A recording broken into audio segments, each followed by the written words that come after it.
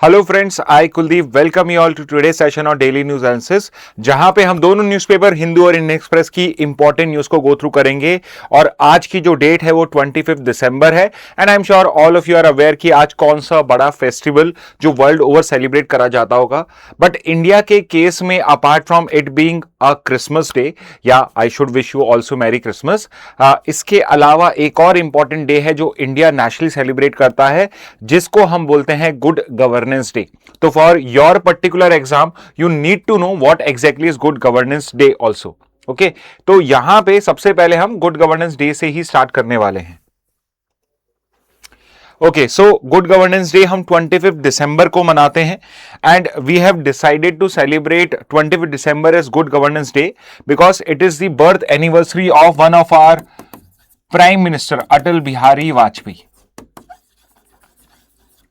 सो अटल बिहारी वाजपेयी का जो बर्थडे है वो 25 दिसंबर को ही आता है and it is considered, he is considered to be someone जो गवर्नेंस के ऊपर पे फोकस करते थे, इसलिए उनके बर्थडे को हम कैसे सेलिब्रेट कर रहे हैं एज गुड गवर्नेंस डे। और यहां पे उनका एक बहुत अच्छा कोटेशन है जो मुझे बहुत अच्छा लगता है। फॉर एग्जाम्पल यहां पे लिखा हुआ है, you can change friends but not your neighbours. इन्होंने एक ये लाइन कही थी कि आप अपने फ्रेंड्स तो चूज कर सकते हो, बट आप अपने रिश्तेदार तो चूज कर सकते हो, बट आप अपने जो पड़ोसी हैं वो चूज नहीं कर सकते। और ये इन्होंने कहा था इंडिया के नेबर्स के कंटेक्स्ट में, जैसे कि पाकिस्तान है और चाइना है। तो हमें एज अ सॉवरेन कंट्री इनके साथ रहना सीखना पड़ेगा, इनके साथ हमें कैसे पर्टिकुलर वर्क करना है ये चीज हमें सीखनी पड़ेगी। ओके, तो यहां पे इनका ये स्टेटमेंट जो है कई बार इनको एट्रीब्यूट किया जाता है, हो सकता है इसका ओरिजिन कुछ और हो, but it's a really nice statement. और ये शो करता है, इनकी प्रैक्टिकलिटी शो करता है कि जो भी है पाकिस्तान आज हमारा नेबर है, तो हमें सीखना पड़ेगा कि हमें उसके साथ में कैसे रहना है। ओके, तो यहां पे गुड गवर्नेंस डे 25 दिसंबर को होता है। It is a birth anniversary of Atal Bihari Vajpayee. ये पर्टिकुलर डे फर्स्ट टाइम कब सेलिब्रेट किया गया था? So it was announced in 2014 by the government of India. 2014 में अनाउंस किया गया था और इसको अनाउंस किया गया था बिकॉज 2014 में अनाउंस किया गया था कि अटल बिहारी वाजपेयी को भारत रत्न दिया जाएगा। ओके, तो 2015 के अंदर में इनको यह अवार्ड दिया गया। ओके, 2015 में अवार्ड दिया गया, 2014 में अनाउंसमेंट हो चुका था और 2015 के अंदर में यह चीज पर्टिकुलर डिसाइड करी गई कि इनको भी भारत रत्न जो है वो दिया जाएगा। तो इनको भारत रत्न अवार्ड किया गया और बेसिकली इस डे को भी हमने गुड गवर्नेंस डे इसलिए कहा बिकॉज इनका फोकस भी इसी चीज पे था कि हम कैसे एक ethical, accountable and citizen centric governance model provide कर सकते हैं। ओके, तो ये एक ethical, accountable and citizen centric governance system create करने के लिए जाने जाते हैं। इसके अलावा अगर हम अटल बिहारी वाजपेयी के कुछ इंपॉर्टेंट पॉइंट जो आपके एग्जाम में पूछे जा सकते हैं उनको अगर एक बार गो थ्रू करें, ओवरव्यू लें, तो ये इंडिया के प्राइम मिनिस्टर 3 टाइम बन चुके थे। एक बार इन्होंने एक बहुत स्मॉल टाइम पीरियड के लिए 13 डेज के लिए इन्होंने एक बार गवर्नमेंट को बेसिकली रन करा था, उसके बाद 13 मंथ्स के लिए रन करते हैं, फाइनली एक फुल 5 इयर्स की इन्होंने गवर्नेंस करी थी। सारे जो पर्टिकुलर गवर्नेंस टर्म है ये 99 से 2004 के में था, जो एनडीए का, नेशनल डेमोक्रेटिक अलायंस का इनका फर्स्ट टर्म था। ओके, इनके जो बहुत इंपॉर्टेंट कंट्रीब्यूशन माने जाते हैं, इसमें सबसे इंपॉर्टेंट जो 2 कंट्रीब्यूशन है वो इंफ्रास्ट्रक्चर के प्रोजेक्ट्स हैं, जिसमें से एक तो आपके सामने ही लिखा हुआ है, which is your golden quadrilateral highway project. Golden quadrilateral highway project ये था कि इंडिया के जो सबसे बड़ी 4 मेजर सिटीज है, 4 कॉर्नर्स में, which is your Delhi, it is your Mumbai, it is your Chennai and it is your Kolkata. इन चारों को हम एक हाईवे के थ्रू कनेक्ट करेंगे। And you can see here कि आज के टाइम में जो आपके एक्सप्रेसवेज बन रहे हैं, आज के टाइम में जो मेजर कनेक्टिविटी है वो इसी गोल्डन क्वाड्रिलेटरल के अराउंड ही हो रही है। तो ही हैड अंडरस्टूड कि कितना ज्यादा इंपॉर्टेंट है इस टाइप के जो रोड प्रोजेक्ट्स होते हैं, रेल प्रोजेक्ट्स होते हैं, इनको इनिशिएट करना और इनको एक प्रोग्रेसिव स्पीड के साथ इनको इंप्लीमेंट करना। इसके अलावा एक और जो इनका बहुत इंपॉर्टेंट प्रोग्राम था जो इन्होंने इंफ्रा के केस में लॉन्च करा, वो था इनका प्रधानमंत्री ग्राम सड़क योजना। प्रधानमंत्री ग्राम सड़क योजना, और इसका सिंपल ऑब्जेक्टिव था कि हर गांव तक, हर विलेज तक there should be a road. Okay, there should be a road connectivity to all the villages of India. तो हर विलेज को उसका जो पर्टिकुलर डिस्ट्रिक्ट हेडक्वार्टर है वहां तक उसके पास में एक रोड कनेक्टिविटी होनी चाहिए। एंड इसने रूरल लेवल पे जो पर्टिकुलर ग्रोथ को इंपिटस दिया है। अब ऐसे समझिए कि अगर आप कोई बिजनेस किसी विलेज में कर रहे हैं बट वहां से कोई कनेक्टिविटी नहीं हो आपके नियर बाय सिटी के लिए, तो आपका जो पर्टिकुलर ट्रेड है आप उसको इंक्रीज नहीं कर पाओगे। At the same time city से आपके पर्टिकुलर जो डिस्ट्रिक्ट हेडक्वार्टर्स होते हैं जहां पे ज्यादा डेवलपमेंट होता है, वहां का डेवलपमेंट भी क्या है, वहां तक रीच नहीं हो पाता है। तो कहीं ना कहीं ये एक और पर्टिकुलर इनको क्रेडिट देना चाहिए इस पर्टिकुलर प्रोग्राम के लिए जो इन्होंने अपने टाइम में लॉन्च किया था और आज तक ये प्रोग्राम कंटिन्यू हो रहा है, सक्सेसफुली इसको इंप्लीमेंट किया जा रहा है।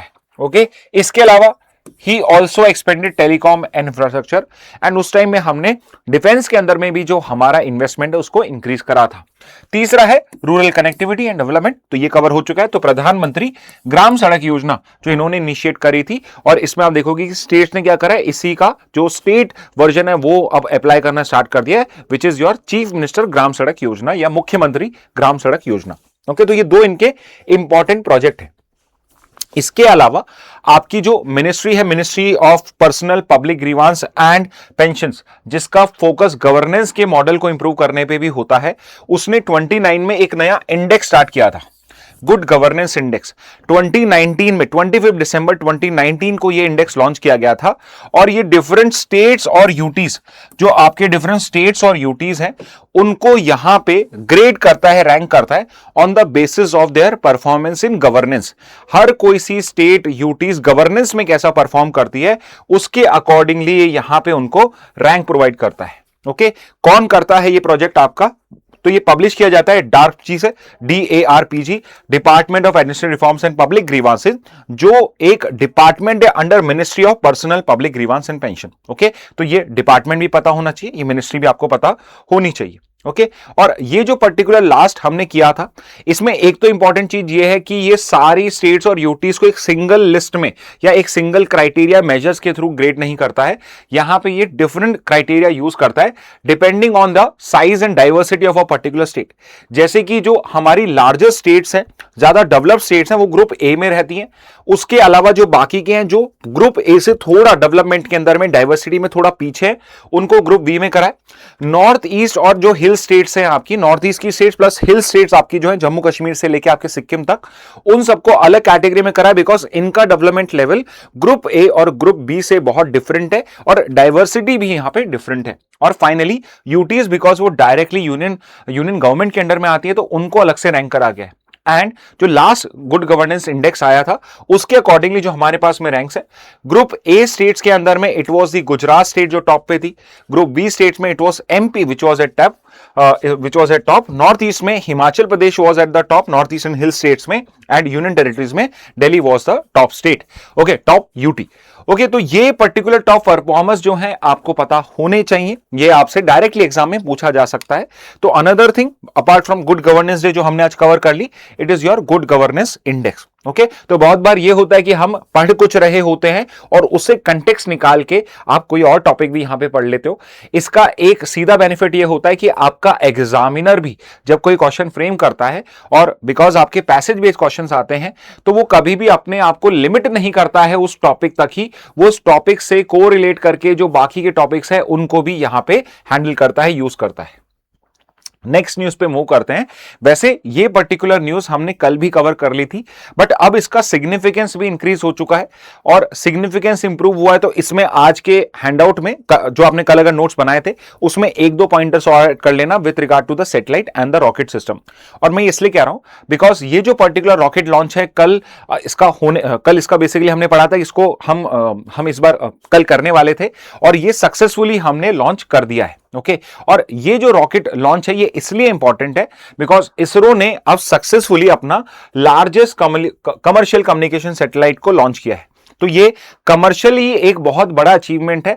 यहां से इसरो जब इतने हैवी सैटेलाइट्स को सक्सेसफुली लॉन्च कर पा रहा है, इसका मतलब यह है कि जो फॉरेन कंपनीज हैं, जो लेट्स से कोई सैटेलाइट लॉन्च करना चाहती है, स्पेस में कोई प्रोजेक्ट करना चाहती है, तो उस पर्टिकुलर केस में ISRO is now becoming a big contender, simply because कि इसका जो पर्टिकुलर कॉस्ट ऑफ लॉन्च होता है वो बाकी किसी भी प्राइवेट या पब्लिक कंपनी से बहुत कम है।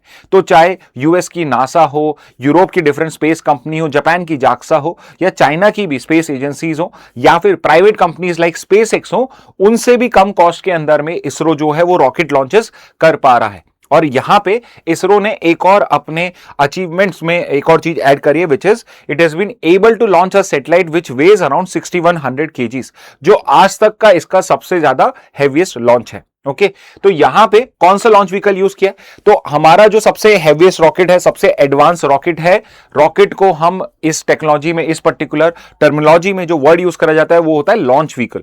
ठीक है, तो रॉकेट नहीं वर्ड यूज करते, ये लॉन्च व्हीकल यूज करते हैं। तो कभी भी कंफ्यूज मत होना, जैसे अगर मैं PSLV बोलता हूं तो LV है उसके अंदर में, पोलर सैटेलाइट लॉन्च व्हीकल, जियो सिंक्रोनस सैटेलाइट लॉन्च व्हीकल हो जाएगा आपका। सिमिलरली LVM-3 क्या है, launch vehicle mark 3। Okay, launch vehicle mark 3। अब ये M3 क्या होता है, ये मार्क क्या होता है, तो मार्क बेसिकली इनकी जनरेशन शो करता है। जितना हायर मार्क होगा उतनी हाई जनरेशन होगी, यानी बेटर टेक्नोलॉजी होगी। आप इसको ऐसे कंपेयर करिए कि हमारे आपके जो टेलीकॉम डिवाइसेस होते हैं उसमें हम 4G 5G 6G फ्यूचर में यूज करेंगे, तो वो क्या है, बेटर जनरेशन यूज करता है, बेटर यूज ऑफ टेक्नोलॉजी करता है। सिमिलरली मार्क 3 जो है ये बेटर टेक्नोलॉजी है। मार्क 1 था, मार्क 2 था, मार्क 3 था। Also one more thing which you need to know is LVM-3 और GSLV मार्क 3 में कोई डिफरेंस नहीं है। These are one and the same rockets या लॉन्च व्हीकल्स। GSLV मार्क 3 और LVM-3 एक ही है, इसका ये नया नाम है। Okay, it's the new name of GSLV mark 3 only, जिसको बहुत बार बाहुबली भी कहा जाता है। It is also called as Baahubali. Baahubali rocket भी कहा जाता है बिकॉज सबसे हैवीएस्ट रॉकेट है। अगर आप अपने सैटेलाइट्स का इवोल्यूशन देखोगे, आपकी जीके मंत्रा नवंबर में गिवन भी है, अगर आप देखोगे तो you would look at the difference in sizes also of rocket, कि पहले कितने पतले से स्लीक से रॉकेट थे हमारे, और उसमें कोई भी आपका प्रोपेलेंट अटैच नहीं था, अलग से रॉकेट बूस्टर अटैच नहीं थे, बट इसके अंदर में दो साइड में बड़े बड़े रॉकेट बूस्टर्स भी अटैच हैं। ओके, एनीवे, तो ये GSLV mark 3 Baahubali is the same as LVM-3, जो हमारा सबसे हेवीएस्ट रॉकेट है। इस पर्टिकुलर मिशन नेम क्या था इसका, था LVM-3 M6। ओके, M6 मतलब 6 पर्टिकुलर ये इसका लॉन्च हो जाएगा कमर्शियल वे में, बट इसके अलावा हम 3 लॉन्च और कर चुके हैं, और ये LVM-3 का ये 9th सक्सेसफुल लॉन्च है। ओके, तो LVM-3 का जो LVM-3 M6 मिशन है, this is the 9th successful launch. और इसने टोटल कितने लॉन्चेस ट्राई करें, कुछ फेल भी हुए हैं क्या, सो आंसर इज कोई भी फेल नहीं हुआ है, सारे के सारे 100% सक्सेस रेट है, which is also a big achievement. 100% success rate है। 9th इसने पर्टिकुलर LVM-3 ने यहां पे लॉन्चेस करे हैं, और 9th के 9 सारे सक्सेसफुल रहे हैं।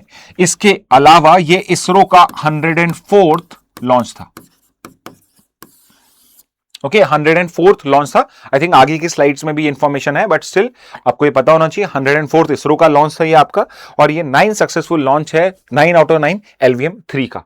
ओके, सैटेलाइट कौन सी लॉन्च करी गई है, सैटेलाइट का नाम है blue bird block 2। Blue bird block 2, तो इसके बारे में भी हम डिटेल में पढ़ेंगे। अभी कहां से लॉन्च किया गया, तो एक चीज ध्यान रखना, अगर आपको नहीं भी पता है कि ये सैटेलाइट कहां से लॉन्च करी गई है, तो करंटली इंडिया की सारे सैटेलाइट एक ही जगह से लॉन्च होती है, जो है हमारा सतीश धवन स्पेस सेंटर, जो लोकेटेड है आपका श्रीहरिकोटा इन आंध्र प्रदेश। ओके, और एक आपकी स्पेस सिटी डेवलप करी जा रही है आंध्र प्रदेश में, और वो श्रीहरिकोटा के नियर बाई होगी, जहां पे जो स्पेस से रिलेटेड आपकी कंपनीज होंगी वो अपने शॉप्स या अपनी कंपनीज को ओपन कर पाएंगी। ओके, तो श्रीहरिकोटा आंध्र प्रदेश के अंदर में आपका सतीश धवन स्पेस सेंटर है, जो हमारा एक लॉन्च पैड है। यहां से सारे सैटेलाइट्स जो होती हैं, सारे जो रॉकेट्स होते हैं, उनको लॉन्च किया जाता है। तो और कहीं भी नहीं होगा। अगर आपको नहीं भी पता है कहां से लॉन्च हुआ है, तो put your bet on this, because this is the only space station right now जो वर्किंग है आपका। ओके, इसके अलावा ये जो पर्टिकुलर लॉन्च है ये इंपॉर्टेंट क्यों है, पहला तो ये है, ये पहला क्या, एक ही बहुत है आपके लिए, लार्जेस्ट कमर्शियल कम्युनिकेशन सैटेलाइट है जो LEO में डिप्लॉय हुआ है।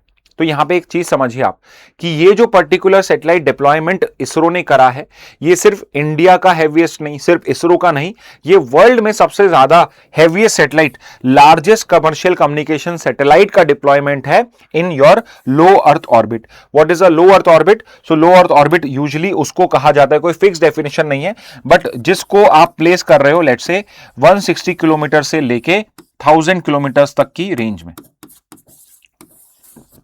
ओके तो करीब करीब 1200 किलोमीटर तक मान लीजिए। तो अगर इस पर्टिकुलर ऑर्बिट में जाके इस डिस्टेंस की जाके आपके सैटेलाइट को आप प्लेस कर रहे हो तो उसको लो अर्थ ऑर्बिट ही कॉल किया जाता है। ठीक है, तो ये सारी इंफॉर्मेशन जो है, ये कल इसमें एक दो पॉइंट जो थे हमने डिटेल में नहीं करे थे, आज हम उसको डिटेल में कवर कर रहे हैं। ओके और second point, heaviest payload ever launch by LVM-3 from Indian soil, तो ये इंडिया स्पेसिफिक हो जाएगा। इसके अलावा ब्लू बर्ड सैटेलाइट जो है उसके बारे में भी हम इंफॉर्मेशन कर रहे हैं, बिकॉज ये सक्सेसफुली हमने लॉन्च करा और पहला इतना हैवी कमर्शियल लॉन्च है, तो कौन सी सैटेलाइट थी, कौन सी कंपनी है, ये जानना अब आपके लिए इंपॉर्टेंट हो गया है। तो इसका वेट 6100 kg था। कंपनी का नाम क्या है जिसने लॉन्च किया? It is your AST space mobile, USA की कंपनी है AST स्पेस मोबिल जिसने इसको लॉन्च करा है, और ये लार्जेस्ट कमर्शियल कम्युनिकेशन सैटेलाइट है डिप्लॉयड इन LEO। सो सिर्फ इंडिया की नहीं, आज तक की सबसे हैवीएस्ट ऐसी सच सैटेलाइट है। LVM रॉकेट के बारे में हम पढ़ चुके हैं, 104th लॉन्च है और 9 सक्सेसफुल है, और ये हैवीएस्ट लॉन्च व्हीकल है। तो ये पॉइंट्स तो मैंने आपको अभी पिछले पेज पे भी बता दिए थे, तो ये पॉइंटर्स भी आपके काम के हो जाएंगे। नेक्स्ट पे मूव करते हैं, एक और इंपॉर्टेंट टॉपिक ले लेते हैं। कंटेक्स्ट तो इस न्यूज का यह है कि तेलंगाना को लाइकली और 5 GI टैग्स जो है वो यहां पे अलॉट हो जाएंगे, जिसके बाद जो total number of GI tags Telangana state के हो जाएंगे वो करीब 18 है। ओके अब ये जो न्यूज है ये स्पेसिफिकली क्लैट के लिए इंपॉर्टेंट नहीं है। जब मैं स्पेसिफिकली कह रहा हूं इसका मतलब क्या है कि जो ये आप पर्टिकुलर 5 प्रोडक्ट्स देख रहे हो, क्लैट में it has a very low chance कि आपसे ये पूछा जाए कि भाई तेलंगाना से कौन सा प्रोडक्ट है जो GI टैग में अनाउंस किया गया है और कौन सा इनमें से लेट से नहीं किया गया। इस टाइप के क्वेश्चन नहीं आते। बट फिर भी अगर आप एलेट का एग्जाम देखो, अगर आप उस एग्जाम को टारगेट कर रहे हो, या लेट से आप तेलंगाना से इसको वॉच कर रहे हो और तेलंगाना को स्टेट एग्जाम दे रहे हो आप, तो उस पर्टिकुलर केस के अंदर में GI टैग आपके स्टेट के कौन से सबसे रीसेंट है वो आपको पता जरूर होनी चाहिए। बट अगर आप क्लैट और एलेट के लिए प्रिपेयर कर रहे हो तो लीगल सेक्शन के लिए भी और जीके सेक्शन के लिए भी, दोनों ही सेक्शंस के लिए what exactly is GI tag, GI tag क्या होता है वो पता होना इंपॉर्टेंट होता है। सो जस्ट फॉर रेफरेंस की अभी क्या है, 5 जो पर्टिकुलर प्रोडक्ट्स हैं जो अप्रूवल स्टेज पे जा चुके हैं, पॉसिबली इनको GI टैग अलॉकेट हो जाएगा। वो है नारायणपेट की ज्वेलरी मेकिंग, हैदराबाद के pearls, Banjara tribal jewellery, Banjara needle craft and batik paintings. तो ये पर्टिकुलर पॉइंट्स पढ़ने से क्या आइडिया हो रहा है हमें कि बहुत ही ज्यादा डाइवर्सिटी है। यहां पे ज्वेलरी मेकिंग है, यहां पे कहीं पर्ल्स को दिया हुआ है, एक क्राफ्ट को दिया हुआ है, एक पेंटिंग्स को दिया हुआ है। ओके और आपने आई एम श्योर कई बार सुना होगा कि जो रसगुल्ला है बंगाल का उसको भी GI टैग मिला हुआ है, बनारसी जो साड़ी है उसको भी GI टैग मिला हुआ है, और अलग अलग ऐसे प्रोडक्ट्स दिख रहे हैं आपको जिनको GI टैग मिला हुआ है। विच मींस कि जो GI टैग होता है ये सिर्फ एक स्पेसिफिक टाइप के प्रोडक्ट्स को नहीं मिलता है, वेराइटी ऑफ प्रोडक्ट्स को मिलता है। तो बहुत बार इस टाइप का कोई क्वेश्चन आ जाए जो आपकी कॉमन सेंस या बेसिक अंडरस्टैंडिंग चेक करना चाहता है, तो बहुत बार न्यूज को सिर्फ पढ़ने से भी उस टाइप के क्वेश्चंस को आप लॉजिक से फिर आंसर कर पाते हो, इसलिए चीजों को पढ़ने में फायदा होता है। ओके लाइक आई सेड कि आपके क्लैट और एलेट एग्जाम के लिए कौन से पर्टिकुलर वो टॉपिक है या कौन सा वो पर्टिकुलर पार्ट है जो इंपॉर्टेंट होता है, तो आपको पता होना चाहिए exactly what is geographical indication tag. आपको क्या पता होना चाहिए कि GI टैग क्या होता है। तो GI जो है ये एक पर्टिकुलर साइन है यूज्ड ऑन प्रोडक्ट्स। तो GI का एक आपको साइन मिल जाता है, एक सर्टिफिकेशन मिल जाता है जो आप अपने प्रोडक्ट्स पे लगा सकते हो, प्रोवाइडेड कि वो जो पर्टिकुलर प्रोडक्ट है it originates from a specific geographical area. Okay for example कि कोई प्रोडक्ट एक टेरिटरी से, एक ज्योग्राफी से इतना ज्यादा कोरिलेट करना स्टार्ट हो चुका है कि लोग जो हैं उसको अलग ही वर्च्यू प्रोवाइड करते हैं। जैसे कि एग्जांपल मैं दूं कि अगर आपके शहर में कोई मिठाई फेमस है तो हर कोई ये कहेगा कि अगर उस पर्टिकुलर शहर जाओ तो वहां से आप ये मिठाई लेकर आना। जैसे मैं जयपुर की बात करूं, जयपुर के घेवर बहुत फेमस है। अब ऐसा तो है नहीं कि घेवर जो है वो सिर्फ और सिर्फ जयपुर में बनते हैं, राजस्थान में भी बनते हैं और आज के टाइम में तो राजस्थान के बाहर भी अवेलेबल है। बट अगर घेवर को अगर मैं एक GI टैग दे दूं कि जयपुरी घेवर जो है वो GI टैग्ड है, तो इसका मतलब ये हो जाएगा कि बाकी की जो शॉप्स हैं वो घेवर तो बेच सकती हैं बट वो ये कह के नहीं बेच सकती कि ये जयपुरी घेवर है। जयपुरी घेवर कौन सा होगा? चाहे बाहर का आदमी, बाहर का कोई हलवाई, बाहर का कोई शॉप वाला, जैसे हल्दीराम यहां जयपुर में आके अपनी शॉप सेटअप कर ले और यहीं पर उस प्रोडक्ट को बनाएगा, तो वो उसको जयपुरी घेवर कह सकता है। बट वो ये नहीं कह सकता अगर हल्दीराम या लेट्स से यहां का कोई लोकल पर्सन है, लोकल कंपनी है जो दिल्ली में जाके अपनी शॉप ओपन करती है, वहां घेवर बनाती है और फिर उसको जयपुरी घेवर बना के बेचती है, कहती है कि भाई ये जो है, हम तो है तो जयपुर के ही, तो हम वहां बना रहे थे, अब यहां बना रहे। तो ज्योग्राफिकल इंडिकेशन टैग एक पर्टिकुलर ज्योग्राफी से रिलेट होता है, यानी कि वो जो पर्टिकुलर प्रोडक्ट है वो उसी ज्योग्राफी के अंदर में आपका प्रोड्यूस होना चाहिए, क्रिएट होना चाहिए। ओके, जैसे एक बहुत अच्छा एग्जांपल देता हूं मैं आपको, अभी उसकी कंट्रोवर्सी भी हुई थी। वो एग्जांपल है कोल्हापुरी चप्पल का। कोल्हापुरी चप्पल का तो यहां पे आपने सबने प्राडा का नाम सुना ही होगा। तो प्राडा ने क्या है, ये एक इस टाइप की एक स्लीपर्स डिजाइन करी जो एग्जैक्टली डिजाइन में कोल्हापुरी चप्पल की तरह ही थी। और यहां पे फिर उनके अगेंस्ट में एलिगेशन लगे कि ये कहीं ना कहीं जीआई का वायलेशन है, बिकॉज कोल्हापुरी चप्पल को यहां पे जीआई टैग मिला हुआ है। अब आपको ये समझना है कि प्राडा ने यहां पे कोई जीआई टैग का वॉल्यूशन नहीं करा है, बिकॉज जीआई टैग का वॉल्यूशन ये कहता है कि आप अपने प्रोडक्ट को जो जीआई प्रोडक्ट है उस पर्टिकुलर नाम से नहीं बेच सकते हो। तो आप अपने स्लीपर्स कोल्हापुरी चप्पल सेम बेच सकते हो, बट उसको आप कोल्हापुरी चप्पल नहीं बोलोगे जब तक वो कोल्हापुरी या आसपास के जो स्टेट है या रीजन है जहां पे कोल्हापुरी चप्पल बनती है वहां पे वो बनी नहीं है। प्राडा अगर कोल्हापुर में आके चप्पल बनाना स्टार्ट कर देगी तो वो अपने चप्पल्स को वेरी वेल कोल्हापुरी चप्पल के नाम से बेच सकती है, बट अदरवाइज वो इस चीज को नहीं कर सकती है। और प्राडा ने ऐसा किया भी नहीं, तो वो केस था कल्चरल मिस एप्रोप्रिएशन का। अब कल्चरल मिस एप्रोप्रिएशन क्या होता है कि जब कोई पर्सन या कोई ऑर्गेनाइजेशन, एजेंसी किसी और कल्चर को अपना कल्चर बोल के बता रही है। ओके, तो यहां पे प्राडा की गलती इतनी सी थी कि प्राडा ने यहां पे उनको कोई भी क्रेडिट नहीं दिया कि our inspiration is from the Kolhapuri chappals. आप इंस्पिरेशन भी बोल देते तो ये कल्चरल मिसअप्रोप्रिएशन नहीं होता। अब कल्चरल मिसअप्रोप्रिएशन कोई लीगल क्राइम नहीं है, but still ethically it is believed कि जिससे आपने वो चीज सीखी है, वो कोई स्किल आपने सीखा है, जिसको कंट्रीब्यूशन देना चाहिए आप उसको कंट्रीब्यूशन दीजिए। ओके, तो ज्योग्राफिकल जो इंडिकेशन होता है वो किसी ऐसे प्रोडक्ट को मिलता है जो एक स्पेसिफिक ज्योग्राफिकल एरिया से ओरिजिनेट होता है। इससे क्या क्या चीजें हम इसके अंदर में ध्यान रखने की होती है कि उसकी क्वालिटीज कुछ ऐसी होनी चाहिए, उसकी रेपुटेशन होनी चाहिए, या ऐसे कैरेक्टरिस्टिक्स होने चाहिए जो एक उस पर्टिकुलर ओरिजिन को शोकेस करते हों। ओके, तो अगर आपका जो पर्टिकुलर प्रोडक्ट है वो डिस्टिंक्ट नहीं है, यस यहां का घेवर फेमस है, बट घेवर जो है आप अगर टेस्ट वाइज देखो तो जयपुर या जोधपुर के घेवर के अंदर में या लेट्स से दिल्ली में बन रहा है उसमें कोई फर्क ही नहीं आ रहा, कोई ऐसा डिस्टिंक्टिव उसके अंदर में टेस्ट नहीं है, एट्रीब्यूट नहीं, कैरेक्टरिस्टिक्स नहीं है, तो फिर जीआई टैग जो है पॉसिबली रिजेक्ट हो जाएगा। तो अगर आपका पर्टिकुलर जो प्रोडक्ट है वो डिफरेंट क्वालिटीज पजेस करता है, उसकी रेप्यूटेशन बनी हुई है मार्केट के अंदर में, या उसके कैरेक्टरिस्टिक एसेंशियल हैं जो एट्रीब्यूट करे जा सकते हैं उसके ओरिजिन को, देन इन दैट केस उसको जीआई का टैग पर्टिकुलर मिल जाता है। ओके, अब जीआई जो है एक और इंपॉर्टेंट पॉइंट है, जीआई का जो प्रोडक्ट है ये किसी एक फैमिली को या किसी एक इंडिविजुअल को नहीं मिलता है, ये एक कम्युनिटी राइट है। ओके, तो ऐसा नहीं है कि अगर मान लो कि कोई पर्टिकुलर प्रोडक्ट है जो लेट्स से एक ही फैमिली है, there is only one family in a particular city जो इसको बनाती है। ओके, ऐसे बहुत सारे पर्टिकुलर आर्ट और कल्चर के प्रोडक्ट्स, आर्ट और क्राफ्ट के प्रोडक्ट्स हैं जो सिर्फ और सिर्फ एक फैमिली ही बनाती है या एक ग्रुप ऑफ फैमिलीज ही बना रहे हैं, तो यूजुअली उन केसेस के अंदर में जीआई प्रोटेक्शन नहीं प्रोवाइड किया जाता है, क्योंकि जो जीआई प्रोटेक्शन होता है वो किसी कम्युनिटी एसोसिएशन या प्रोड्यूसर ग्रुप्स को मिलता है। तो कोल्हापुरी चप्पल का जो पर्टिकुलर जीआई टैग है वो किसी एक इंडिविजुअल या ग्रुप ऑफ लेबर्स को नहीं मिला है, यहां पे इनको एक प्रोड्यूसर ग्रुप बनाना पड़ेगा या एसोसिएशन बनाना पड़ेगा, या एक कम्युनिटी जो होती है पूरा का पूरा कम्युनिटी उसमें इन्वॉल्व होता है। जैसे यहां पे कास्ट बेस्ड कम्युनिटी एक स्पेसिफिक काम करती हैं, उनको जो पर्टिकुलर मिलता है उनको ही ये पर्टिकुलर जीआई जीआई का जो राइट है, प्रोप्राइटरी राइट है, ये इनको मिलता है। इंडिविजुअल जो है वो जीआई को ओन नहीं कर सकता है। ओके, अब आपको यह भी पता होना चाहिए इंडिया में कौन सा लॉ है। इंटरनेशनली तो मैं आपको बता देता हूं, इंटरनेशनली तो ये प्रोटेक्टेड है आपके ट्रिप्स एग्रीमेंट में। WTO का ट्रिप्स एग्रीमेंट है, वेरी फेमस WTO का ट्रिप्स एग्रीमेंट है, उसके अंदर में आपके जीआई टैग्स को एक आईपीआर की तरह प्रोटेक्ट किया गया है। तो आपको मुझे कमेंट बॉक्स में बताना है what is the full form of trips. Okay, trips का फुल फॉर्म क्या है ये मुझे आप कमेंट बॉक्स में बताइए, ट्रिप्स का फुल फॉर्म क्या है। अब ये जो ट्रिप्स एग्रीमेंट है ये तो इंटरनेशनल लॉ हो गया। What is the Indian law जहां पे जीआई प्रोटेक्टेड है? तो आपका एक स्पेसिफिक लॉ क्रिएट किया गया था 99 के अंदर में, 2003 से ये इंप्लीमेंटेबल हो गया था। ओके, लॉ 99 में आया था, रूल्स 2002 में आए थे। तो रूल्स जब आ जाते हैं तब लॉ जो होता है वो इंप्लीमेंट करने लायक बन जाता है।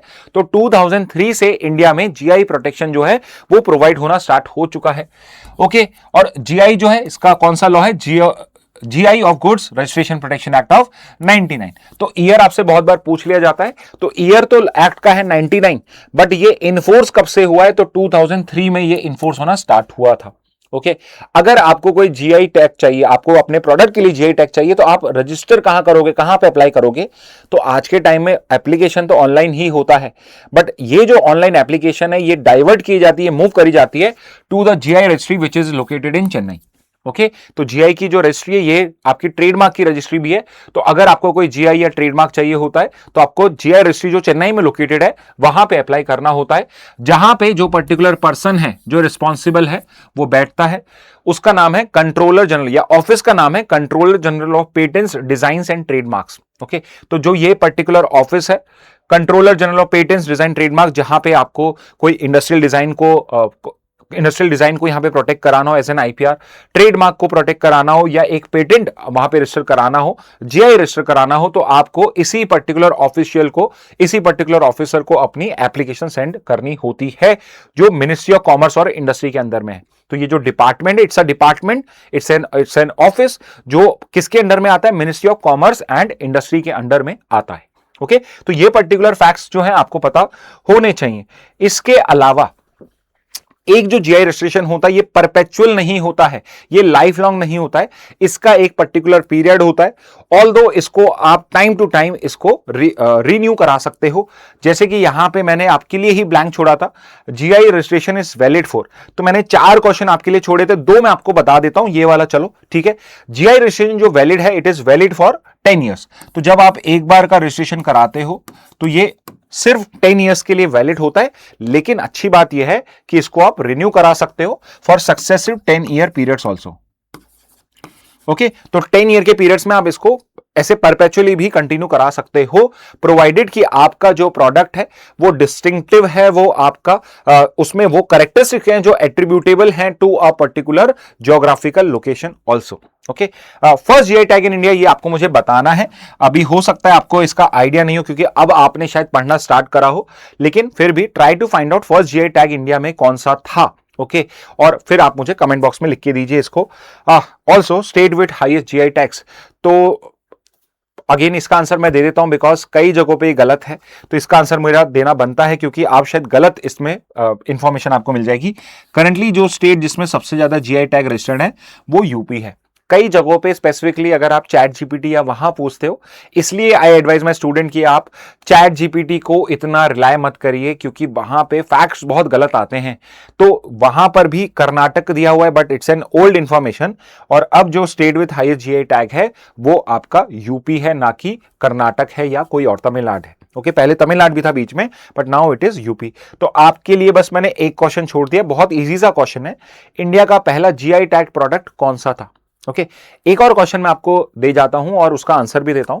क्वेश्चन ये है कि जब इंडिया ने कोई जीआई टैग रजिस्टर करवाया है, क्योंकि डब्ल्यूटीओ ट्रिप्स के अंदर में ही प्रोटेक्शन मिलता है इस गुड्स को, तो अगर इंडिया में जीआई रजिस्ट्रेशन हो गया है तो क्या वो सिर्फ इंडिया में वैलिड है या वो वर्ल्ड ओवर वैलिड है। और मैं इसलिए कह रहा हूं कि कई बार कुछ प्रोडक्ट्स को लेके जो लेट्स से एक से ज्यादा कंट्री में प्रोड्यूस किए जाते हैं and with a very similar quality, तो उनमें दोनों कंट्रीज के बीच में जीआई रजिस्ट्रेशन को लेके कई बार इश्यूज रेस हो जाते हैं। जैसे कि बासमती राइस जो है, basmati rice it is disputed between India and Pakistan, और उसका रीजन यह है कि पंजाब इंडिया में भी है, पंजाब पाकिस्तान के अंदर में भी है।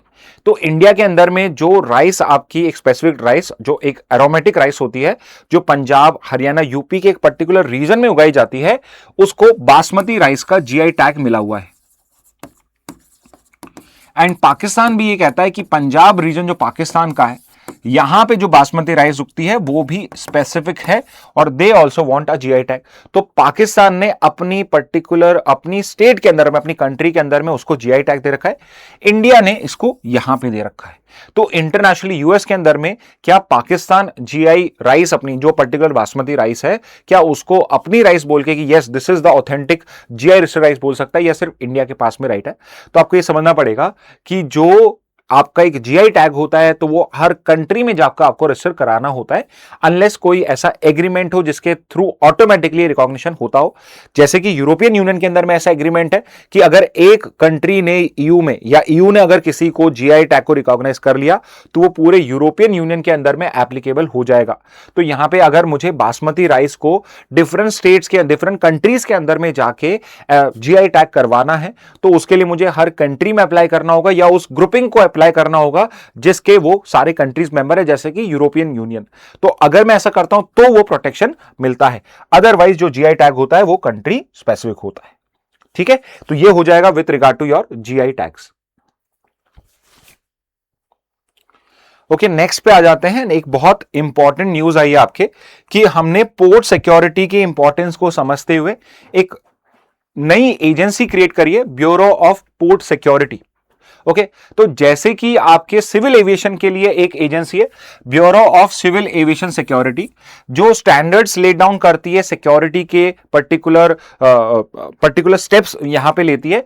सिमिलरली हमने देखा कि हमें पोर्ट सिक्योरिटी के लिए भी एक सिंगल बॉडी क्रिएट करने की रिक्वायरमेंट है, एंड इसका प्राइमरी रीजन ये है कि करंट जो पोर्ट सिक्योरिटी है वो डिफरेंट मल्टीपल स्टेट एजेंसीज में, नेशनल एजेंसीज के बीच में डिवाइडेड है। तो उसे इश्यूज क्या होते हैं, मल्टीपल इश्यूज होते हैं। सबसे इंपॉर्टेंट, कोऑर्डिनेशन करना बहुत मुश्किल हो जाता है, और दूसरा अगर आगे जाके कोई इश्यू हो जाए तो अकाउंटेबिलिटी को फिक्स करना मुश्किल होता है। ओके, अकाउंटेबिलिटी को फिक्स करना मुश्किल होता है। So is it not better कि मैं यहां पे एक सिंगल एजेंसी बना दूं, और ये जितनी भी एजेंसी है they can be, These or all of these agency can be answerable to BOPS। तो अगर BOPS का एक लॉ होगा, BOPS के रूल्स होंगे, तो उसके अकॉर्डिंगली पोर्ट सिक्योरिटी को मैं बेटर मैनेज कर सकता हूं। इन केस अगर यहां पे कोई लूप होल हो जाता है या लेट से आगे जाके कोई इश्यू रेस होता है तो उसमें अकाउंटेबिलिटी फिक्स करी जा सकती है। और इसी पर्पस के लिए अभी 2025 में एक लॉ पास किया गया, merchant shipping act. Merchant shipping act 2025 के अंदर में हमने ये बॉडी क्रिएट करी है BOPS, यानी कि ये एक statutory body, it's a statutory body. Statutory body is a body created under a statue और अ लॉ। तो मर्चेंट शिपिंग एक्ट के सेक्शन 13 में ये बॉडी क्रिएटेड है, और ये इंडिया का नया कोस्टल सिक्योरिटी रेगुलेटर बन चुका है। It's going to regulate different organisation which are responsible for security. किस मिनिस्ट्री में होगा, तो we have a single ministry for port, shipping and waterways. तो यही मिनिस्ट्री के अंडर में ये बॉडी फंक्शन करेगी। तो ब्यूरो ऑफ पोर्ट सिक्योरिटी जो है आपका, this is a body under ministry of shipping. Okay, अभी कोस्टल सिक्योरिटी स्ट्रक्चर में इशू ये है कि मल्टीपल जो एजेंसीज है like Indian coast guard, Indian navy, Indian state maritime police and your CISF, ये सारी के सारी किसके लिए रिस्पॉन्सिबल हैं, आपके पोर्ट सिक्योरिटी के लिए रिस्पॉन्सिबल है। इससे इशू क्या होता है, ओवरलैपिंग ज्यूरिडिक्शन है। कहीं पे कोई इंसिडेंट हो गया, लेट्स से ड्रग स्मगलिंग का केस है लेट्स से, और वहां पे ज्यूरिडिक्शन जो है वो क्लियर नहीं है। सिक्योरिटी जो कोस्टल आपका कोस्ट गार्ड है वो भी वहां पे अपना ज्यूरिडिक्शन रखता है, और जो स्टेट मैरीटाइम पुलिस है उसका भी ज्यूरिडिक्शन है। सो किसने पकड़ा, किसका जुरिडिक्शन है, ये इश्यूज बहुत होते हैं। तो इसलिए अगर BOPS होगा तो it would be easier for to manage the security issues. दूसरा, कोऑर्डिनेशन का गैप होता है, कोऑर्डिनेट करना कि फॉर एग्जांपल कि एक ही पर्टिकुलर इंसिडेंट को रिपोर्ट मिलती है नेवी को भी और कोस्ट गार्ड को भी, तो दोनों अपने रिसोर्सेज को वहां पे करते हैं, कोऑर्डिनेशन नहीं है। और यहां पे कई बार कुछ गलतफहमी भी हो सकती है कि they might not be in contact, और यहां से आप एक दूसरे को यहां पे हॉस्टाइल पर्टिकुलर एक्ट हो जाए, तो ये सब चीजें भी बड़ी प्रॉब्लम्स होती हैं। तो ये सब coordination gap, communication failure, potential security blind spot, तो ये भी एक पॉसिबल है कि लेट्स से कि कोई आपका पोर्ट का एरिया जहां पे एक एजेंसी जो है वो एक पॉइंट तक करती है, दूसरी एजेंसी दूसरे पॉइंट तक करती है, और ये जो पॉइंट है ये मिस आउट हो चुका है, क्योंकि तो जुरिडिक्शन का इश्यू यहां पे भी कॉज हो सकता है। तो इससे बेटर क्या है, हमने हमने एक सिंगल अथॉरिटी क्रिएट कर दी, तो ये एक सिंगल स्टैट्यूटरी रेगुलेटर बन जाएगा बीओपीएस, यूनिफॉर्म स्टैंडर्ड्स लेट डाउन कर देगा, सबके लिए सेम स्टैंडर्ड यहां पे लेट डाउन है, improve coordination and accountability and plug gaps in ports and maritime security. तो ये पर्टिकुलर पर्पस के लिए हमने बीओपीएस क्रिएट करा है, और यहां पे अब एक सिंगल सिक्योरिटी ऑर्गेनाइजेशन होगी जो बीओपीएस के लिए पूरे सिक्योरिटी के ऑपरेशंस के लिए रिस्पॉन्सिबल होगी, और वो हो जाएगा CISF। तो सिक्योरिटी ऑर्गेनाइजेशन जो पोर्ट की सिक्योरिटी के लिए रिस्पॉन्सिबल है। ओके, तो अब आप ये समझिए कि जो बाकी की एजेंसीज हैं, जो अभी हमने 4 एजेंसीज पढ़ी यहां पे, Indian coast guard, Indian navy, state maritime police और CISF, ये चारों के चारों के जो जुरिडिक्शन है वो अभी भी एग्जिस्ट करेंगे, बट पोर्ट सिक्योरिटी देखिए, ये कोई वाटर सिक्योरिटी या ओशन सिक्योरिटी के लिए नहीं है, वहां पे तो कोस्टल एरिया के लिए तो कोस्ट गार्ड रहेगा, ओपन वाटर इंटरनेशनल वाटर्स के लिए आपका नेवी रहेगा, but what about port security, जहां पे बहुत सारे प्राइवेट पोर्ट्स भी हैं या प्राइवेट जो कंपनीज हैं वो उनको रन करती हैं, ऑपरेशनलाइज करती हैं, तो उस पोर्ट सिक्योरिटी के लिए now the security would be given to CISF, तो ये सिक्योरिटी ऑर्गेनाइजेशन हो जाएगी। ओके, तो ये बीओपीएस भी आपके काम का है। नेक्स्ट पे आ जाते हैं, आपका एक बहुत ही अच्छा एक्सप्लेन्ड आर्टिकल आया है हिंदू के अंदर में, टेक्स्ट एंड कंटेक्स्ट में, जिसके अंदर में कुछ समझने के लिए बहुत अच्छी चीज आई है। ये जो पर्टिकुलर आर्टिकल है, it is with regard to कि why in India manufacturing sector जो है वो ग्रो नहीं कर पाया है, और ये एक बहुत इंपॉर्टेंट क्वेश्चन है इंडिया के अंदर में कि हमारा जो मैन्युफैक्चरिंग सेक्टर है वो क्यों नहीं ग्रो कर पा रहा है। और उसका रीजन यहां पे अरविंद सुब्रमण्यम, जो पहले आपके चीफ इकोनॉमिक एडवाइजर रह चुके हैं, economic survey chief economic adviser बनाते हैं, is a very brilliant man, और उन्होंने कुछ यहां पे एक्सप्लेनेशन दिए हैं, और इन्होंने इसके लिए हिस्ट्री में जाके देखा और इंडिया, साउथ कोरिया और चाइना को कंपेयर करा, बिकॉज हिस्ट्री में अगर हम देखते हैं तो तीनों का जो ओरिजिन पॉइंट था वो सेम था, बट चाइना, साउथ कोरिया और इंडिया ने डिफरेंट रूट्स यहां पे चूज करे, तो अगर उसको हम अच्छे से जज कर पाए, हमारा हिस्ट्री अगर हम ढंग से पढ़ें, तो हमें इसका कुछ आंसर मिल सकता है कि चाइना और साउथ कोरिया कैसे मैन्युफैक्चरिंग में बेटर कर पाए और इंडिया एक लगाड हो गया। ओके, तो ये पर्टिकुलर चीज इस आर्टिकल में बहुत अच्छे से एक्सप्लेन करी गई है। हिंदू न्यूज़पेपर आपके पास आता है तो आप इस पर्टिकुलर आर्टिकल पे फोकस कर सकते हैं। ओके, तो द कंटेक्स्ट इज और द थीसिस इज जिस पे ये वर्क कर रहे हैं, विच इज कि चाइना और साउथ कोरिया के कंपैरिजन में इंडियन मैन्युफैक्चरिंग सेक्टर जो है वो अंडर परफॉर्म क्यों करा। इट इज कॉमन नॉलेज कि हमारा जो मैन्युफैक्चरिंग सेक्टर है, हमारा जो मैन्युफैक्चरिंग सेक्टर है, उसका जो पर्टिकुलर कॉन्ट्रीब्यूशन है टू इंडिया जीडीपी वो लिमिटेड है, और एक्चुअल में देखा जाए तो एज कंपेयर टू सर्विसेज जो है यहां पे उसका जो प्रोग्रेस है वो डिक्लाइन हुआ है, रेदर देन प्रोग्रेसिंग, ये डिक्लाइन हुआ है आपका मैन्युफैक्चरिंग सेक्टर का कंट्रीब्यूशन, और इसके कई रीजंस हैं। तो यहां पे हम देखेंगे कि क्या क्या उसके रीजंस हैं। वैसे यहां पे ये भी बताया हुआ है कि क्यों ये जो पर्टिकुलर चीज हुई है इससे क्या इश्यूज रेज हुए हैं। तो प्रोडक्टिविटी ग्रोथ जो है वो कम हुई है, ब्रॉड बेस्ड इनकम ग्रोथ नहीं हुई है, structural transformation of the economy नहीं हुआ है।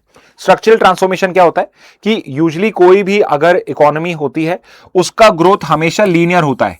लीनियर इन व्हाट सेंस कि एक स्टेप से दूसरे स्टेप पे एग्रीकल्चर होता है, फिर मैन्युफैक्चरिंग या इंडस्ट्रीज ग्रो करती हैं, और उसके बाद में सर्विसेज ग्रो करती हैं।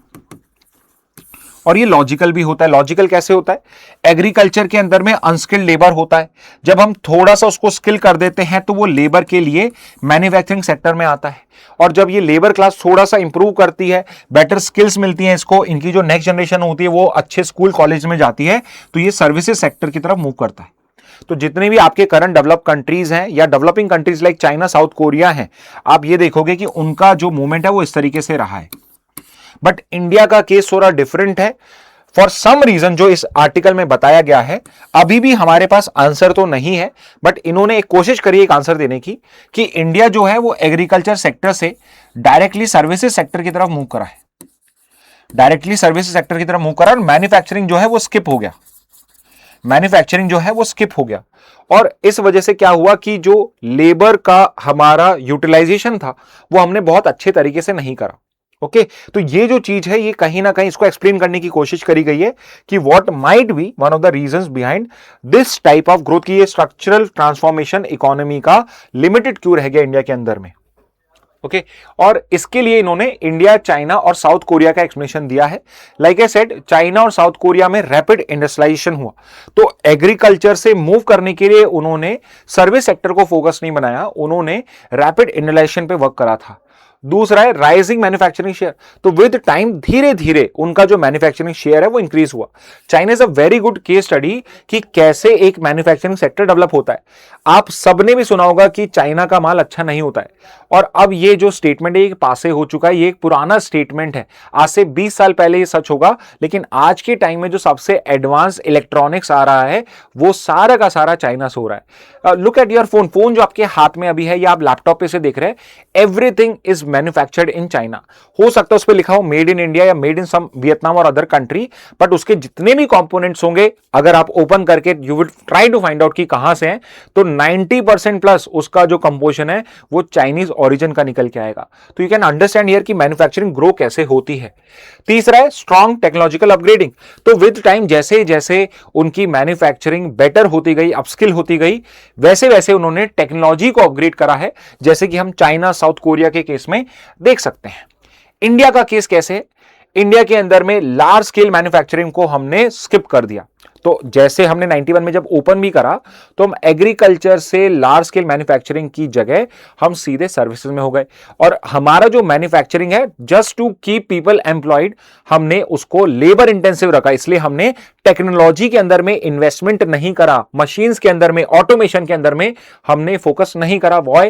बिकॉज अगर हम ऑटोमेशन पे जाते तो जो हमारा पुअर लेबर क्लास है वो बेसिकली अनएम्प्लॉयड हो जाता, रेदर देन थिंकिंग कि शायद कुछ लोग अनएम्प्लॉयड हो जाएंगे बट कुछ अपस्किल करेंगे अपने आप को और फिर ऑटोमेशन में एक बेटर जॉब वहां पे पा पाएंगे। उसकी जगह हमने क्या करा कि हमने टेक्नोलॉजिकल अपग्रेडेशन नहीं करा, we shifted directly to services. और सर्विसेज के अंदर में जो बहुत इंपॉर्टेंट उन्होंने पॉइंट करा है वो है हाई गवर्नमेंट सैलरीज। तो मैं उस पर भी आऊंगा, लेकिन यहां पे देखिए जब हम सर्विसेज में मूव करें तो सर्विसेज के अंदर में भी जो मेजॉरिटी जॉब्स प्रोवाइड करी जा रही थी, at least till the year 1991 it was totally government jobs. There were hardly any private jobs because private sector तो missing ही था। It is now only, तो you might not realize it but you can talk to your parents कि भाई पहले क्या private jobs होती थी नहीं होती थी, and I am sure they would tell you one thing कि जो private jobs हैं तो पिछले 20 साल में 15 साल में आई हैं। Please go talk to your parents about it कि क्या पहले आपकी private jobs होती थी नहीं होती थी। I am sure their answer will be there were no private jobs. Third is कि इस वजह से क्या हुआ है, अनइवन वेज ग्रोथ हुई है और राइजिंग इनइक्वालिटी। अब आप ये देखिए, अगर आप कोई अनस्किल्ड या सेमी स्किल्ड ही लेबर वर्क करोगे तो वहां पे आपकी जो वेजेस होंगी those would not be very high.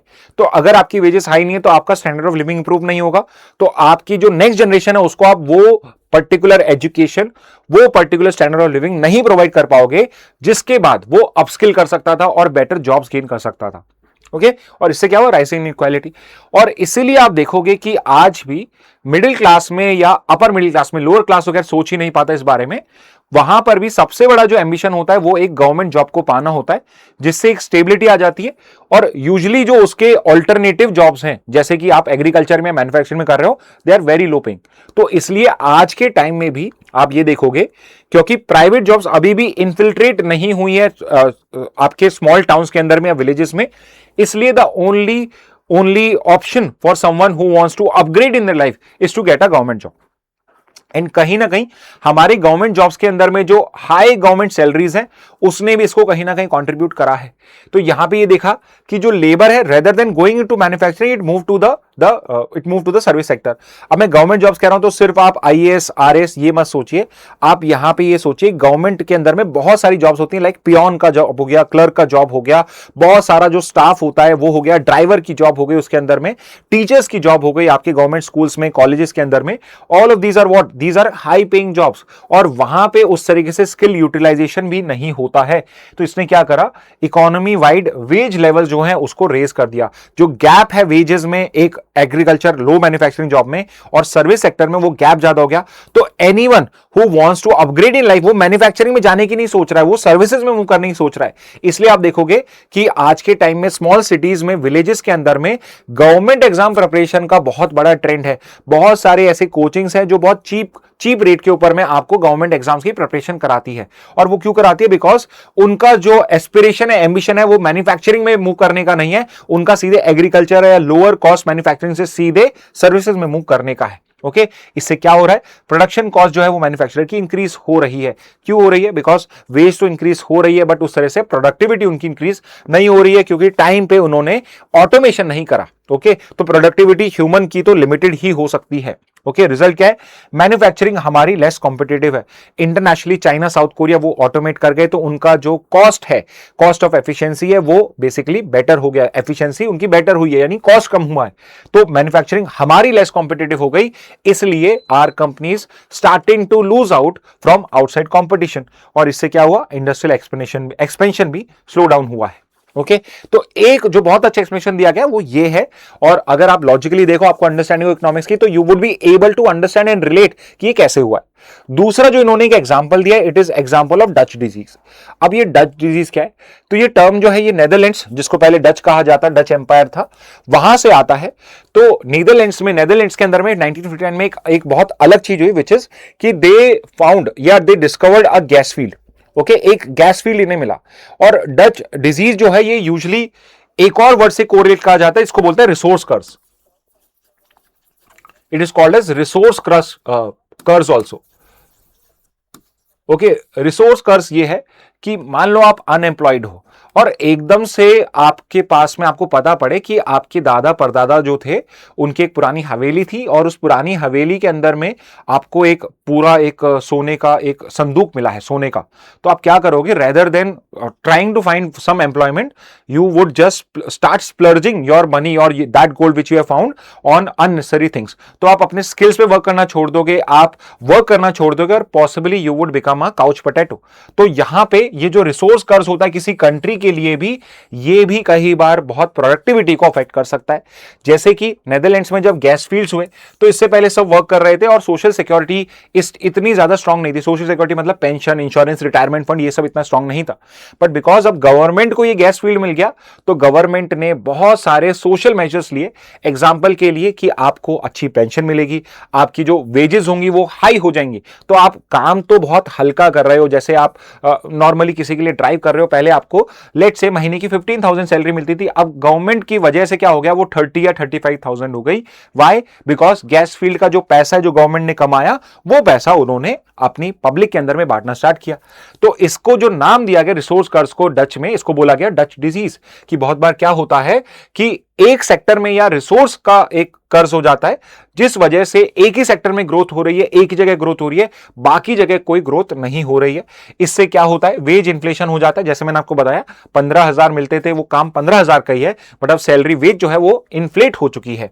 Second is currency appreciate होना स्टार्ट हो जाती है। करेंसी अप्रिशिएशन यह है कि बाकी की करेंसी से कंपैरिजन करो तो आपकी करेंसी की जो वैल्यू है वो कम हो गई है। इसका मतलब यह है कि आपकी करेंसी किसी को भी रिक्वायर्ड नहीं है, बिकॉज आपको अब ट्रेड की रिक्वायरमेंट ही नहीं है।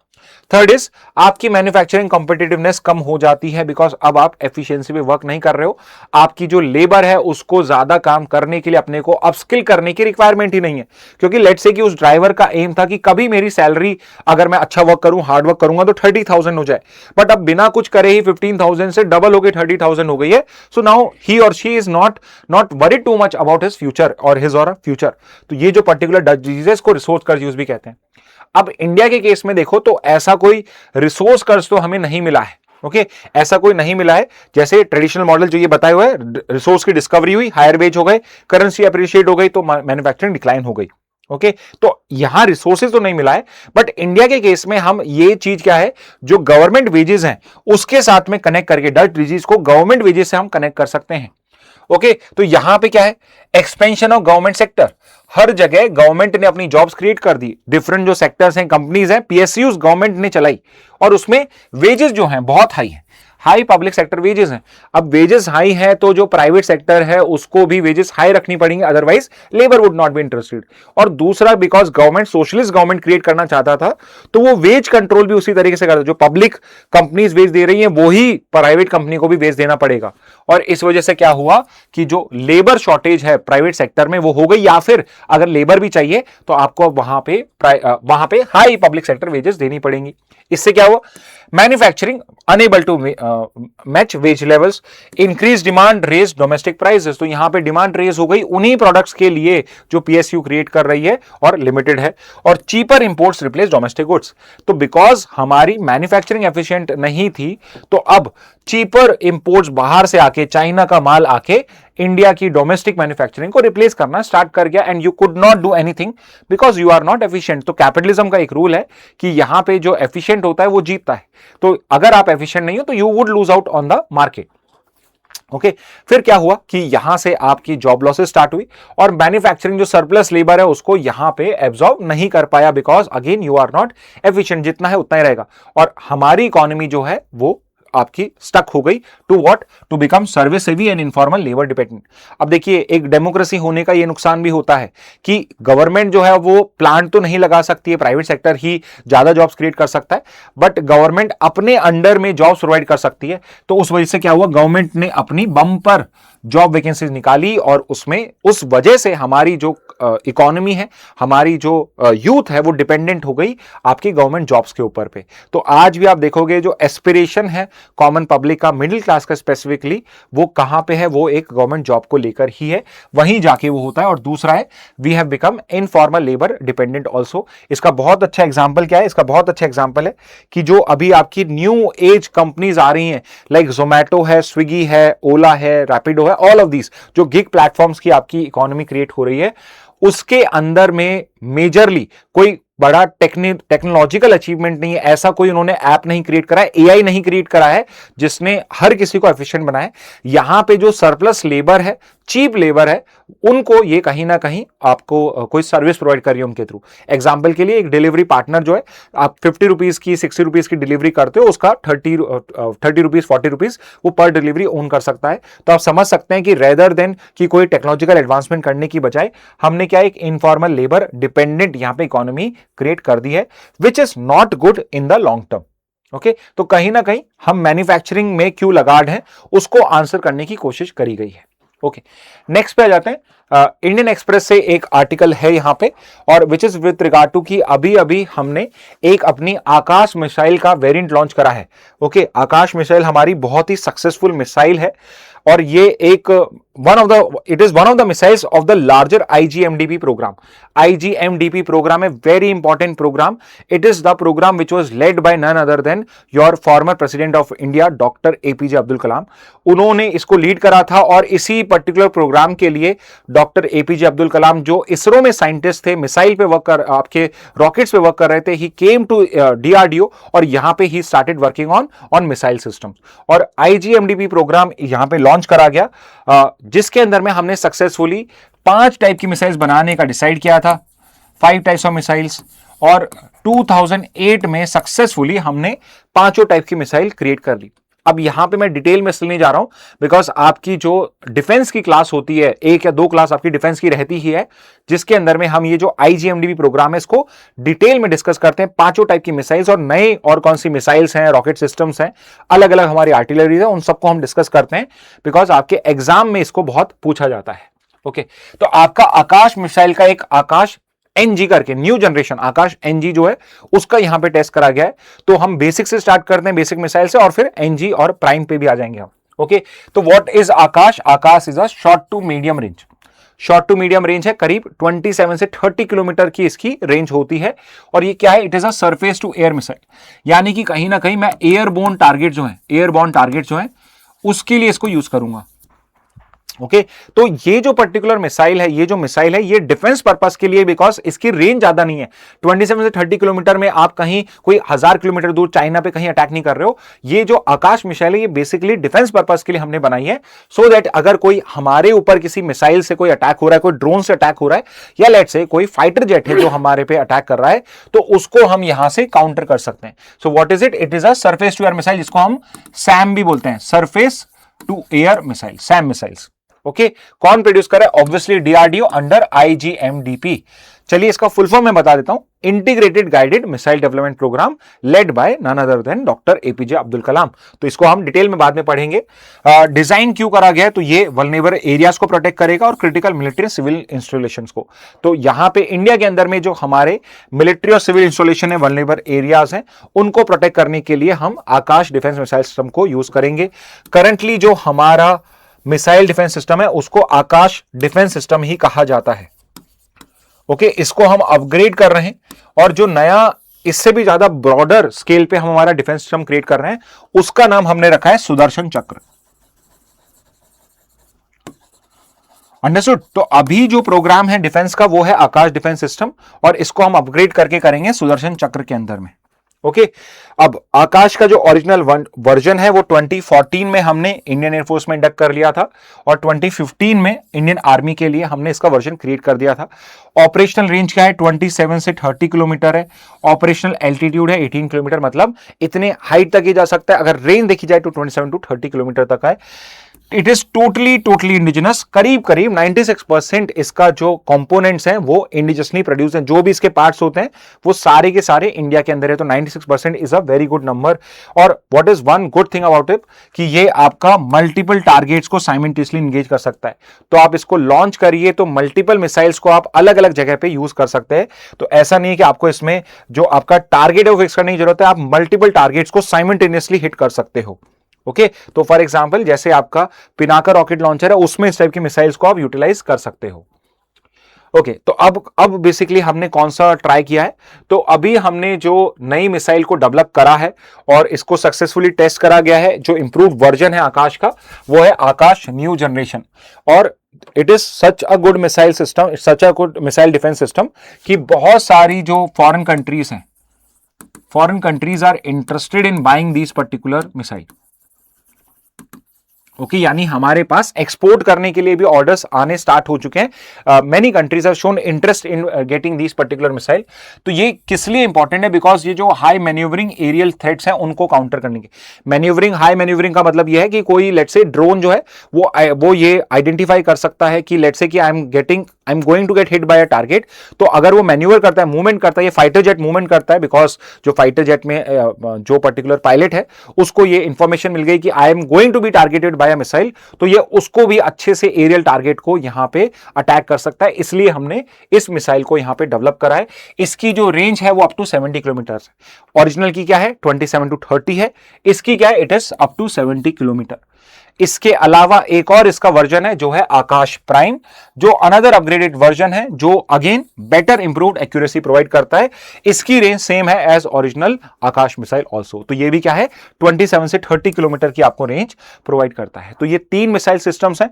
तो अभी हमने इसका टेस्ट करा तो ये न्यूज में था। अगेन आपके एग्जाम में, स्पेसिफिकली डिफेंस फोर्सेस के एग्जाम में, तो ये मिसाइल सिस्टम ये सब बहुत डिटेल में पूछे जाते हैं। आपके एग्जाम में भी बेसिक्स पूछा जा सकता है। ओके तो स्टूडेंट्स ये था आज का न्यूज एनालिसिस। तो ये सारे टॉपिक्स हैं, जो भी आपको टॉपिक्स अच्छे लगे my suggestion to you would be कि आप उनके शॉर्ट में नोट्स बनाइए। और अगर आप क्लैट प्लस स्टूडेंट्स हैं please come to me, I will cross check it और उसके बाद में you would have a better idea कि जो नोट्स हैं वो आप कैसे एफिशिएंटली बना सकते हो, बिकॉज एफिशिएंसी इज इंपॉर्टेंट। ठीक है तो अब मूव करते हैं आपके नेक्स्ट पार्ट पे, विच इज योर 20 जीके क्वेश्चंस, जो आपके आज के ही जो आपका ही जो अभी आपका न्यूज एनालिसिस हुआ है उसी से ही क्यूरेट करे गए हैं बेस्ट क्वेश्चंस जो यहां से बन सकते हैं, वो मैंने चूज करके यहां पे करे हैं। Very easy, I am sure आप सबके लिए करना बहुत आसान होगा। पहला क्वेश्चन बहुत सिंपल सा है, गुड गवर्नेंस डे कब ऑब्जर्व होता है? तो आप अगर इसको लाइव ही देख रहे हैं तो यू नो कि आज का ही दिन December 25 is your good governance day. तो फर्स्ट का आंसर क्या हो जाएगा? बी। नेक्स्ट पे आते हैं, गुड गवर्नेंस डे जो है ये कमेमोरेट बर्थ एनिवर्सरी करता है किस फॉर्मर प्राइम मिनिस्टर की? तो आज बर्थडे होता है अटल बिहारी वाजपेयी का, तो उनके ही बर्थडे को हम गुड गवर्नेंस डे को सेलिब्रेट करते हैं, because he was someone who believed in an accountable, citizen centric and a ethical government. Next पे आते हैं, which department prepares and publishes the good governance index? तो इसके लिए ये डाबजी, ठीक है, मिनिस्ट्री ऑफ पर्सनल के अंदर में आता है ये। तो department of administrative reforms and public grievances, department of जो पर्सनल है उसी का ये पर्टिकुलर पार्ट है। तो ये आपका करेक्ट आंसर हो जाएगा, थर्ड का आंसर है ये। डिपार्टमेंट भी पता होना चाहिए, डिपार्टमेंट भी पूछ सकता है या फिर वो मिनिस्ट्री भी पूछ सकता है, दोनों में से कुछ भी पूछ सकता है। फोर्थ पे आ जाते हैं, among group A state which state top the good governance index in 2021। तो लास्ट जो गुड गवर्नेंस इंडेक्स आया था वो इसी पीरियड का था और इसमें टॉप करा है ग्रुप ए में, ग्रुप ए स्टेट जो सबसे डेवलप है बाकियों से, तो गुजरात उसने टॉप किया। फोर्थ का आंसर सी। फिफ्थ पे आ जाता है, यूटी कौन सी है जिसने टॉप किया था? तो it is your Delhi. Delhi is that UT जिसने यूटी इंडेक्स को टॉप किया था। नेक्स्ट पे आ जाता है, which ISRO launch vehicle place a bluebird block 2 satellite into orbit? Bluebird block 2 satellite को कौन से लॉन्च रॉकेट से लॉन्च किया है? तो उसको लिए हमने यूज करा है LVM-3। अब हो सकता है LVM ना लिख के वो GSLV Mark 3 लिख दें या बाहुबली लिख दें, तो कंफ्यूज मत होना, these are the same rocket, same rocket है ये। तो 6 का आंसर क्या हो जाएगा? ए। नेक्स्ट पे आ जाते हैं, नेक्स्ट है from which launch centre did the LVM-3 M6 missile lift off, mission lift off. Okay, आपका LVM-3 M6 जो मिसाइल मिशन है ये कहां से लिफ्ट ऑफ हुआ था? तो again I have told you this, मैंने आपको समझा दिया है, एक ही लॉन्च पैड इंडिया में, सतीश धवन स्पेस सेंटर जो श्रीहरिकोटा में, तो यस यहीं से इसको लॉन्च किया गया। Abdul Kalam island is the place जहां से हम हमारे मिसाइल्स को टेस्ट करते हैं, उड़ीसा में है ये। मिसाइल को टेस्ट करने के लिए अब्दुल कलाम आइलैंड है जिसको हम मिसाइल टेस्टिंग करते हैं, ना कि rocket launching. The geographical indication registry of India is located at which place? तो हमने जीआई भी आज अच्छे से पढ़ लिया है, कहां पे है रजिस्ट्री इसकी? तो इट इज इन चेन्नई, तो 8 का आंसर है सी।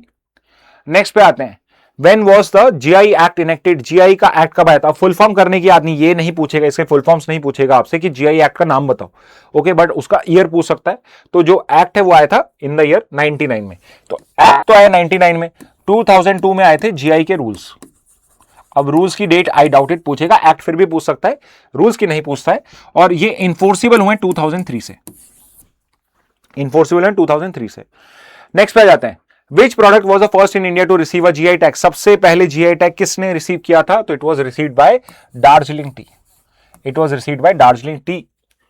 नेक्स्ट पे आ जाते हैं, आपके जीआई टैग की वैलिडिटी कितने साल की होती है? तो ये क्वेश्चन मैंने आपको कवर कर दिया था, ये हुई है 10 ईयर्स के अंदर में। 11th का आंसर है सी।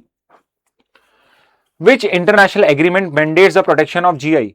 अब देखिए, इंडिया में लॉ तो है जीआई एक्ट 99 का, बट इंटरनेशनल लॉ कौन सा है जिसके अंदर में जीआई को प्रोटेक्ट किया जाता है? All of these conventions are related to IPRs, सब इंटेलेक्चुअल प्रॉपर्टी राइट्स को प्रोटेक्ट करने वाले आर्टिकल्स हैं। तो try to find out about these protocols and these conventions. But यहां पे जिसके लिए हम कर रहे हैं वो है ट्रिप्स एग्रीमेंट। मैंने आपसे आज के न्यूज में ये भी पूछा है कि ट्रिप्स का फुल फॉर्म क्या है, ये भी आप मुझे बताइए। 12th का आंसर डी है। नेक्स्ट पे आ जाते हैं, which ministry administer the GI act in India? कौन सी मिनिस्ट्री के अंदर में आता है? तो वो मिनिस्ट्री है ministry of commerce and industry, तो 13 का आंसर हो जाएगा बी। नेक्स्ट पे आ जाते हैं, which state currently has the highest number of GI tag products in India? कौन सी वो स्टेट है जिसके पास में highest number of GI tag products हैं इंडिया के अंदर में? तो ये क्वेश्चन बहुत ढंग से करना है, it is the correct answer is Uttar Pradesh.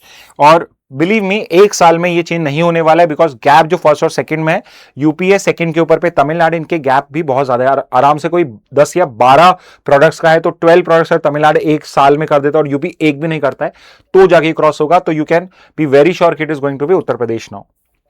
Next पे आते हैं, ब्यूरो ऑफ पोर्ट सिक्योरिटी, जो अब आपका नेशनल पोर्ट सिक्योरिटी रेगुलेटर बन चुका है, पोर्ट सिक्योरिटी का रेगुलेटर बन चुका है, किस लॉ के अंदर में है? So it is created under merchant shipping act of 2025, तो 15 का आंसर है C. Look at the option, they are very close and very confusing, तो इसमें एग्जैक्ट पता होना जरूरी होता है। 15 का आंसर सी है। नेक्स्ट में मूव करते हैं, नेक्स्ट है आपका the bureau of port security function under which ministry? किस मिनिस्ट्री में आएगा? तो पोर्ट सिक्योरिटी जो है it is under ministry of port shipping and waterways, तो 16 का आंसर है डी। नेक्स्ट पे आ जाते हैं, which force is designated as a recognised security organisation under BOPS? Bureau of port security में कौन सी सिक्योरिटी ऑर्गेनाइजेशन को रिकॉग्नाइज करा गया है एज द मेन फोर्स? तो उसकी जो ड्यूटी दी गई है वो दी गई है CISF को। ओके, तो करेक्ट आंसर 17 का हो जाएगा डी। नेक्स्ट पे आ जाते हैं, the Akash missile system was developed under which programme? तो IGMDP प्रोग्राम हमने करा था, जिसको हम डिटेल में भी डिस्कस करेंगे जब हम DRDO की क्लास करेंगे। तो IGMDP integrated guided missile development programme जो है 2008 में सक्सेसफुली हमने इसकी 5 मिसाइल कंस्ट्रक्ट कर ली थी। Akash is part of this IGMDP programme only, तो 18 का आंसर हो जाएगा बी। नेक्स्ट पे आ जाते हैं, नेक्स्ट है, Akash missile system is classified as which type of missile system? किस टाइप का मिसाइल सिस्टम है? तो मैंने आपको बताया था, it's a SAM missile, surface to air missile system. अगर ऑप्शन देख रहा हूं मैं तो ऑप्शन ए में 19 का आंसर ए है। 20th पे आ जाते हैं, what is the operational range of the original Akash missile system? तो ओरिजिनल आकाश की क्या है? तो इसकी है अराउंड 27 से 30, तो अगर आप ऑप्शन देखोगे ऑप्शन सी में आ जाएगा। और जो आकाश NG मिसाइल है, तो एक आपके लिए बोनस क्वेश्चन और है 21 का, विच इज जो आकाश NG मिसाइल है उसकी क्या रेंज है? तो उसकी रेंज है 70 किलोमीटर। यही मिसाइल के कंटेक्स्ट में हम आकाश मिसाइल को पढ़ रहे हैं, तो 21 का आंसर हो जाएगा डी। तो एक क्वेश्चन में अगर आपसे पूछूं तो आप मुझे बता दीजिए कमेंट बॉक्स में फटाफट से कि जो आकाश की प्राइम मिसाइल है उसकी रेंज क्या है, उसकी रेंज क्या है। ओके तो उसकी रेंज मुझे आप कमेंट बॉक्स में बता सकते हैं। तो दिस वुड बी होमवर्क, या होमवर्क या अभी बता दीजिए कमेंट बॉक्स में कि आकाश एनजी मिसाइल की रेंज क्या है। ओके ओके स्टूडेंट्स, तो ये थे आज के 21 GK questions and plus we have also done a very good news analysis. दोनों न्यूज़पेपर से हमने करा है, सारी इंपॉर्टेंट न्यूज कवर हो गई हैं। इन केस आपका कोई कमेंट या फीडबैक है तो प्लीज कमेंट बॉक्स में वो फीडबैक प्रोवाइड करिए। इसके अलावा if you need some kind of improvement और एडिशन या removal lots of some content, तो आप वो भी हमें कमेंट बॉक्स में बता सकते हैं। ओके सो इस मैसेज के साथ आज का सेशन एंड करते हैं। Thank you and have a very nice day.